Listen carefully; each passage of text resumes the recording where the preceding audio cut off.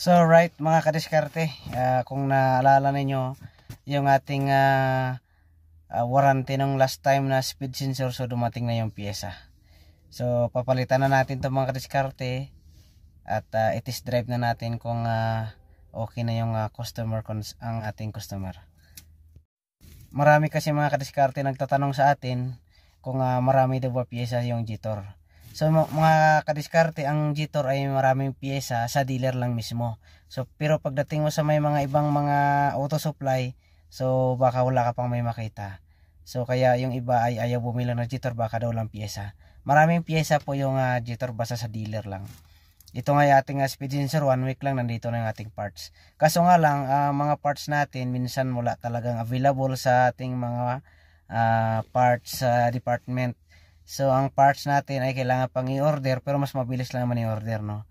1 week lang or 2 weeks na dumadating na yung pyesa. Yan, so mga kadiskarte, ito na mga kadiskarte yung speed sensor natin na kinotation nung nakarang linggo na warranty. So yan, 1 week lang dito na yung pyesa. Yan ang repair natin.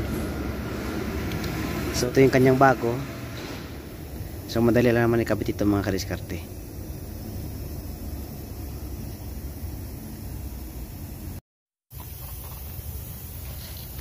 Sa mga kadiskarte,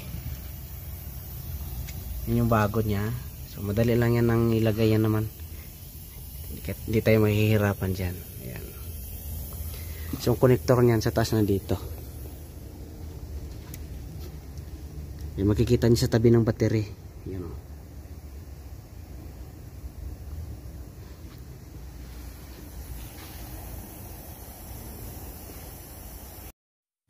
Natapos na natin mga kadiskarte palit yung ating speed sensor. So i-delete na lang natin yung DTC para magiging okay na. Kasi minsan pag hindi natin na-delete yung mga DTC, minsan ay ang problema hindi pa rin nawawala. Kailangan natin ma-delete.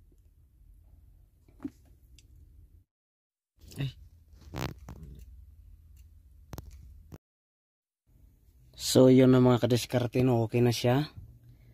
Na-delete na natin lahat ng mga DTC niya. Bigyan na natin sa customer.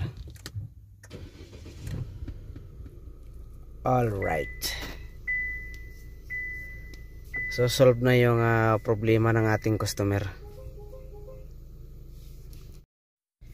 So yun mga kadiskarte, at maraming salamat uli sa inyong panonood sa ating maiksing video. Ito ay update lang sa ating warranty no last week.